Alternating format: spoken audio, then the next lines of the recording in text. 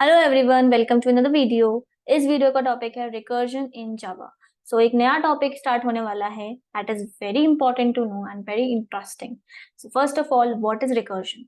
So recursion is a process in which we are calling a same function and with its inside its own function. For example, here I am saying that if I have a function a and I am calling the same function again inside its own function, then it will form what? It will form a infinite loop.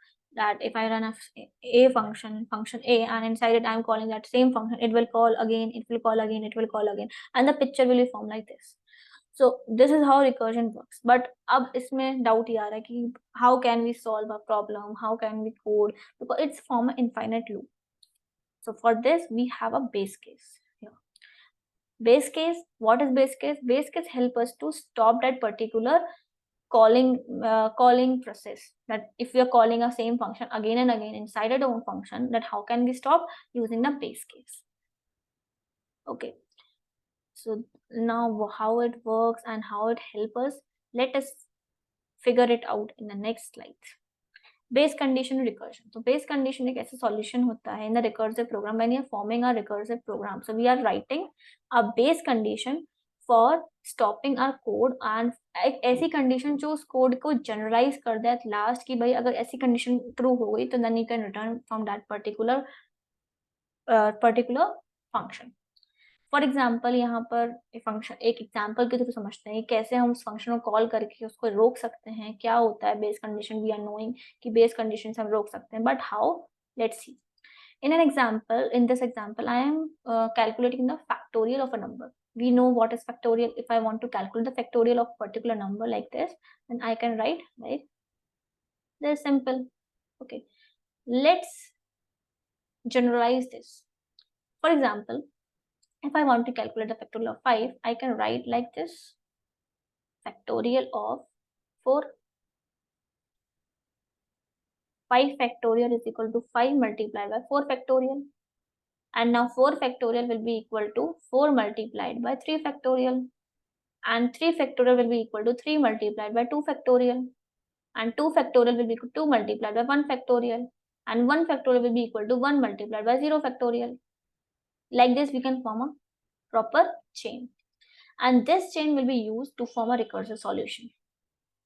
Okay, mathematics हमने सबने पढ़ी है, we know कि कैसे हम कर सकते हैं, कैसे हम ये पूरी चेन बना सकते हैं। तो that's what I am using here. आपको ये लास्ट स्टेटमेंट समझ आ रहा होगा कि मैं क्या यूज कर रही हूँ। अगर मुझे 5 फैक्टोरियल यूज करना है तो I am using 5 into 4 factorial, that is n into n minus 1 factorial, right? That's what I'm using here. And at last, when I get that my number, that is number is equal to 1 or number is less than 1, then my factorial value will be 1. So I'm returning 1 here. This is the base case. As soon as I get 1 in for my n value, and because I'm decreasing the value of n here, I'm decreasing the value which I'm passing in the parameter, I'm decreasing continuously. First I pass 5, then I pass 4, then I pass 3, like this. I'm decreasing that value. So as soon as it get 1, it will return me 1. And अब इसको देखते हैं कैसे एक tree बना के देखते हैं। अगर मैं 5 का फैक्टोरियल कर रही हूँ तो I will need 5 multiplied by 4 factorial. 4 के लिए 4 मल्टीप्लाइड बाय 3 फैक्टोरियल, 3 के लिए 3 मल्टीप्लाइड बाय 2 फैक्टोरियल, and 2 के लिए 2 multiplied by 1 factorial. So now here the base case will help us to stop this particular chain. 1 factorial की value वो release कर देगा 1. So इधर हमको मिल गया 1. Now 2 factorial के लिए हमें क्या चाहिए? मल्टीप्लाई करना था इन दोनों को. 2 multiplied by 1 factorial. So 2 multiplied by 1 will be equal to 2. Now we get 2. So 3 multiplied by 2 is equal to 6. Now we get 6. 4 multiplied by 6 is equal to 24. 24 multiplied by 5 is equal to 120. So here the final value is 120, and this is how we solve our recursive solutions. Moving ahead, how recursion works. तो जैसे मैंने आपको बताया वही चीज है, कोई ज्यादा बड़ी चीज नहीं है। सबसे पहला तो एक रिकर्सिव सॉल्यूशन आपको बनाना पड़ेगा, and you have to form smaller sub problems for that, and you have to add base conditions. Base condition we have understood. What is base condition? That is to stop the recursion. For example, if you have to find the factorial, we have to know the factorial of n minus 1. Base case for a factorial is n is equal to 0, n is equal to 1, where we return 1.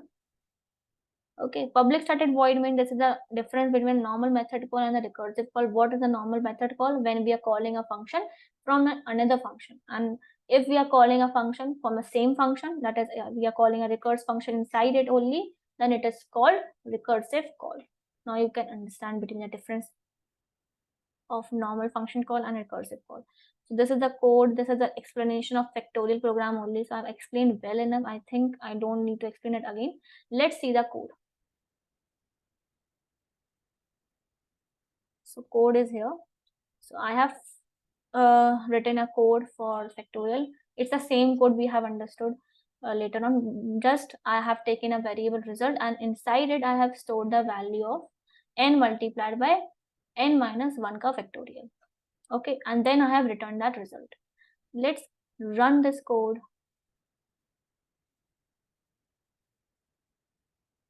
Okay, this is the object has been created in the BlueJ. Now we have to give the value. Let's suppose I am calculating the factorial of 6. So it giving me 720. You can check it on your calculator also that it's giving correct or not. Okay, now the next code is एक और example देखते हैं recursion का, that is Fibonacci.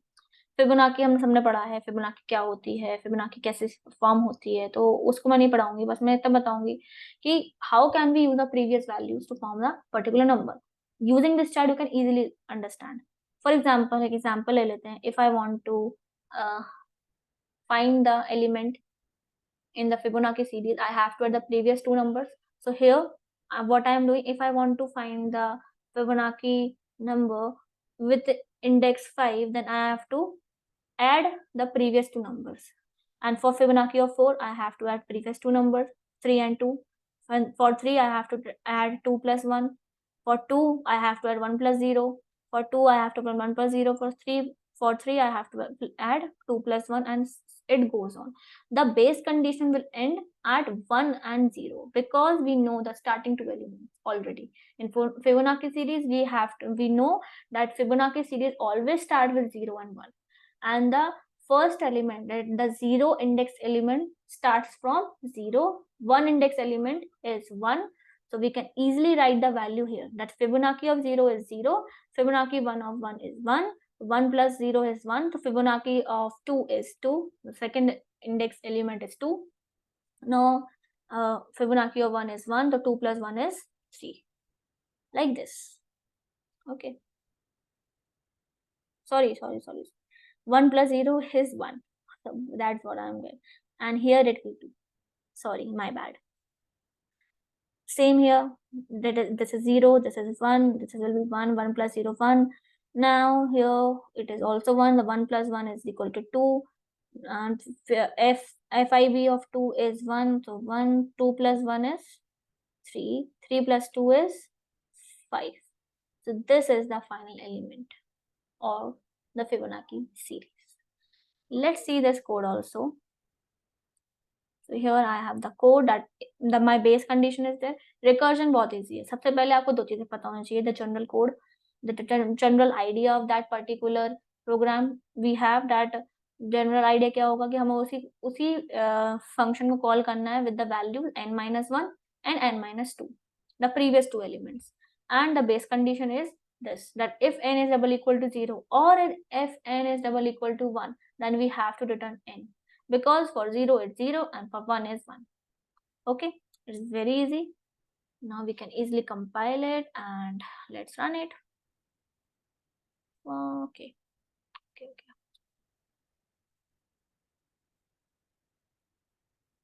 New Fibonacci. Oh, we have created main function here, I think. Okay. Main को run करते हैं. Fibonacci series having 3 elements. Okay, this is wrong output. I am giving the value into the fib function only. Let's suppose I need 3. So the third element in the Fibonacci series is 2. It returned 2. That is correct, totally correct. And similarly, you can print the whole Fibonacci series if you want to get the particular element. You can work on that also. I have created one more program here in which I am calculating the sum of 6 numbers, sum of 3 numbers, sum of n natural numbers. I'm calculating the sum of n natural numbers. This we have done in the for loop, our first program. For example, if I want to add 3 natural numbers, so 1 plus 2 plus 3 will be equal to 6. Okay, similarly 1 plus 2 plus 3 plus 4 will be equal to 10. So like this I am calculating using recursion. Okay, because at last I know that if my k is greater than 0, then we have to add the previous number, otherwise it will return 0.